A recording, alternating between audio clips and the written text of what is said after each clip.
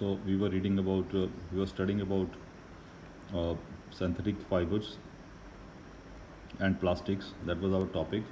तो उसी में आज का जो हमारा टॉपिक है that is polyester. So polyester is another type of synthetic fibre. तो थोड़ा सा हम इसके बारे में पढ़ लेते हैं. Polyester is a synthetic fibre made up of small unit called esters. So जो पॉलिस्टर है वो छोटी छोटी यूनिट्स ही, क्योंकि मैंने आपको बताया था कि जितनी भी सिंथेटिक फाइबर्स होती हैं वो सारी की सारी एक छोटे छोटे मॉलिक्यूल से बनी होती हैं. जैसे कि एक माला बहुत सारे मोतियों से बनी होती है, ऐसे ही सिंथेटिक फाइबर्स छोटे छोटे मॉलिक्यूल से बनी होती है, इसलिए इनको पॉलीमर भी बोलते हैं. तो यहाँ पे जो जो यूनिट है उसका नाम है esters. So it is light, strong, elastic, easy to wash, आसानी से वॉश हो जाती हैं, सूख जाती हैं. And does not get wrinkled, और ये ख़राब भी नहीं होती है, रिंकल नहीं पड़ते हैं इसके अंदर. It is use for making dress material, इससे ड्रेसेस बनती हैं. It is mix with cotton to get polycot, यदि कॉटन से मिक्स कर दें तो पॉलिस्टर का पॉलीकॉट बना देते हैं, पॉलीकॉट बोलते हैं उसको. It is mixed with wool to get polywool, तो वूल के साथ मिक्स कर दें तो बन जाती है polywool. The two common polyesters are terylene and PET. So terylene है एक पॉलिस्टर जिसका ब्रांड है, और दूसरा PET, poly ethylene terephthalate. So उसके बारे में और डिटेल है. Terylene is a polyester use for making dress material, और PET is a polyester use for making bottles, utensils, films, wires etcetera. क्योंकि नीचे आप थोड़ा ड्रेस मटेरियल देख रहे हैं, ये सारा का सारा जो है it is made up of polyester. Okay, आगे चलते हैं. हमारी जो अगली फाइबर है that is acrylic.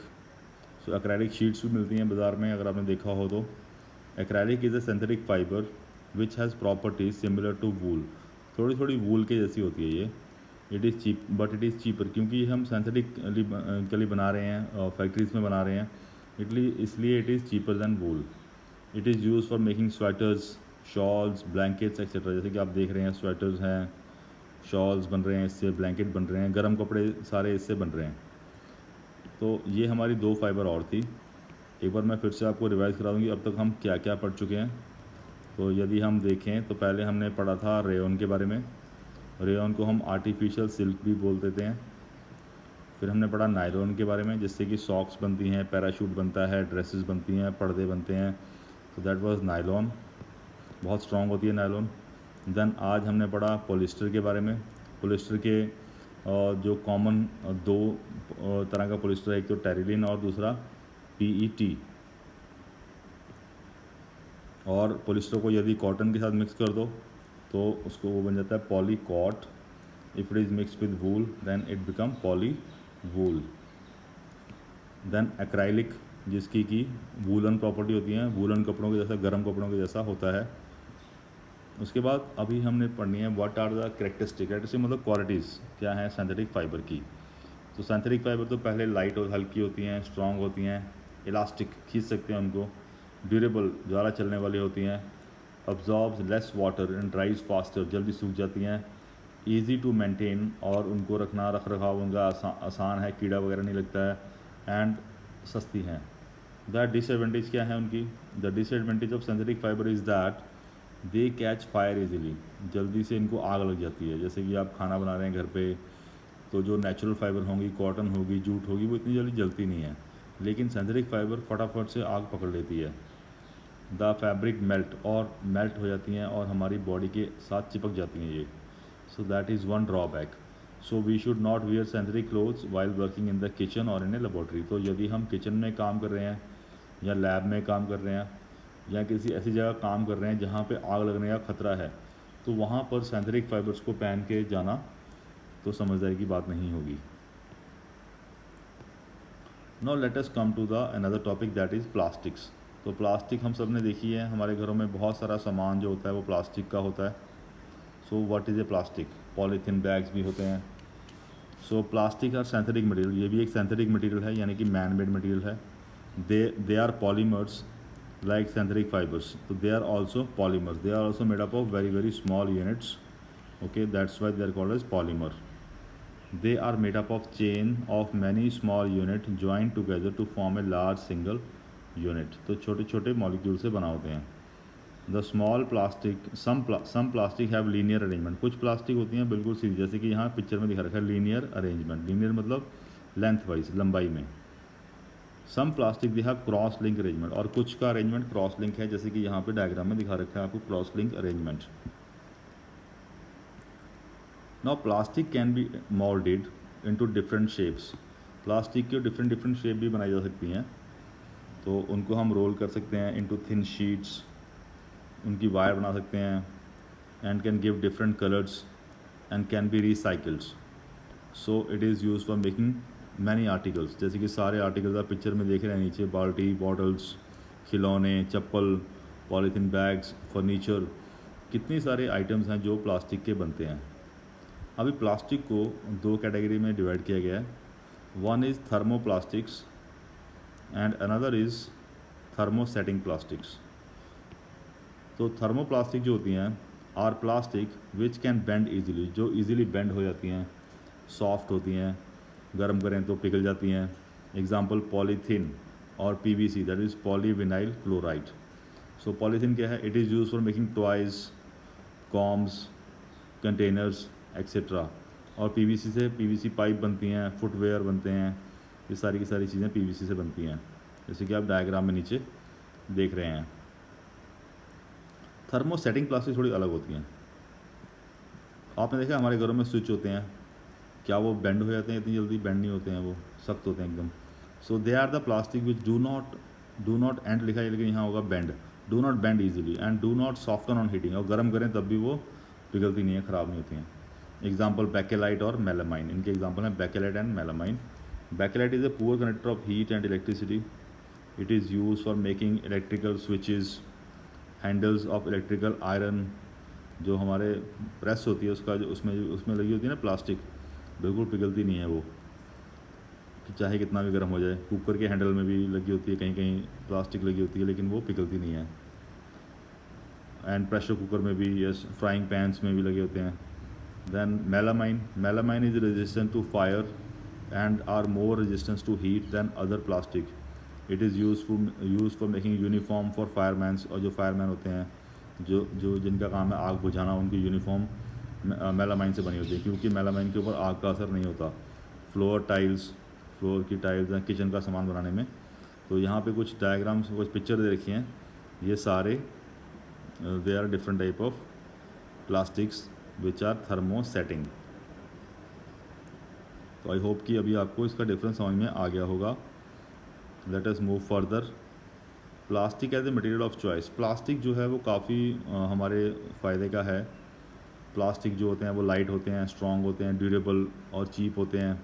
So they are use for making furniture. ये जितने भी डायग्राम, जितने भी फ़ोटोज़ आप देख रहे हैं नीचे, इसमें सारा प्लास्टिक का ही यूज़ किया गया है. सेकेंड पॉइंट देखिए, plastic do not react with air, water and do not crore. Crore मतलब जंग लगना, ख़राब नहीं होते हैं जंग से, जैसे लोहा ख़राब हो जाता है.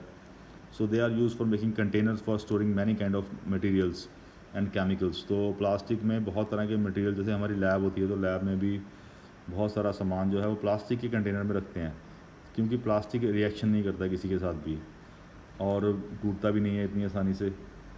और लॉन्ग लास्टिंग, काफ़ी समय चलता है और सस्ता भी आता है. Plastic are poor conductor of heat and electricity. तो इलेक्ट्रिसिटी को अगर आप टच करें प्लास्टिक से तो करंट नहीं लगेगा आपको. यदि सूखा है, यदि गीला है तो लग जाएगा, क्योंकि वाटर से करंट आता है. सूखा है तो नहीं लगेगा करंट आपको, because plastic is a poor conductor of heat and electricity.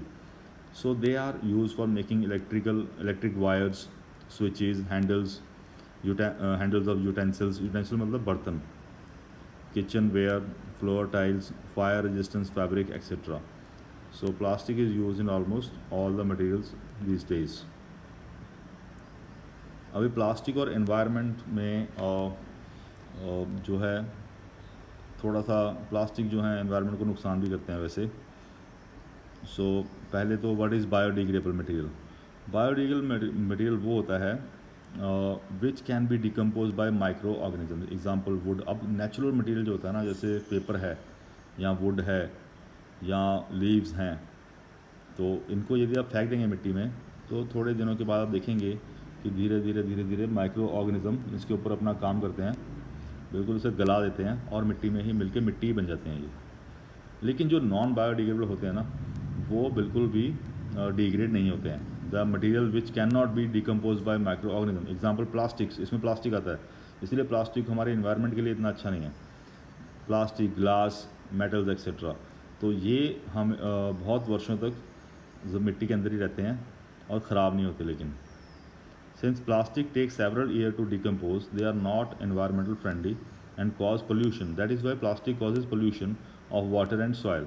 If plastic are burnt, it release poisonous gases which cause pollution of air. और प्लास्टिक को अगर हम जलाते भी हैं तब भी उसमें से काफ़ी सारी ऐसी हार्मफुल गैसेस निकलती हैं जो कि हमारे इन्वायरमेंट के लिए अच्छी नहीं है। To reduce pollution of cause by plastic, तो सबसे पहले अगर हम चाहते हैं कि हम प्लास्टिक यूज़ भी करते रहें और हमारी एनवायरनमेंट ख़राब भी ना हो, तो उसके लिए हमें प्लास्टिक को यूज़ कम करना होगा। एक बात, use of bags made up of cotton और जूट के बैग को यूज़ करिए, या फिर प्लास्टिक अगर आपके पास है भी है तो कम यूज़ करिए या उसको रीयूज़ करिए, बार बार एक ही को यूज़ करिए आप। So biodegradable and non biodegradable waste should be collected and dispose separately. So घरों में भी अलग अलग तरह के डस्टबिन होते हैं, जैसे आप देख रहे हैं नीचे कितना पोल्यूशन के बारे में दिखाया हुआ है। तो इसीलिए जो बायोडिग्रेडेबल सब्सटेंसेस हैं उनको अलग डस्टबिन में डालिए, जो नॉन बायोडिग्रेडेबल हैं उनको अलग डस्टबिन में डालिए, और फिर उसको जो उसका मेथड है प्रॉपरली उसको डिकम्पोज करने का, क्योंकि यदि हमने उसको ऐसे ही फेंक दिया तो उससे हमारी सॉइल पोल्यूशन हो जाएगा, नदियों में नालों में भी चले जाते हैं फिर वो, तो वाटर पोल्यूशन भी हो जाता है। कई बार तो हमारे जो सीवेज हैं या जहाँ से पानी ने जाना है वो सब जगहें इसकी वजह से ब्लॉक हो जाती हैं, क्योंकि जो बायोडिग्रेडेबल हैं वो तो बायोडिग्रेड हो जाएंगे, लेकिन जो नॉन बायोडिग्रेडेबल हैं वो तो नहीं होंगे डिग्रेड, तो इसीलिए it will take several year for them to degrade, तो they can cause pollution to our environment. तो इसके बारे में हमें ध्यान रखना चाहिए। So that is the end of our chapter. अभी मैं कुछ नोट्स भी दूंगा आपको लिखने के लिए। सो आज के लिए इतना ही पढ़ेंगे। Okay, thank you.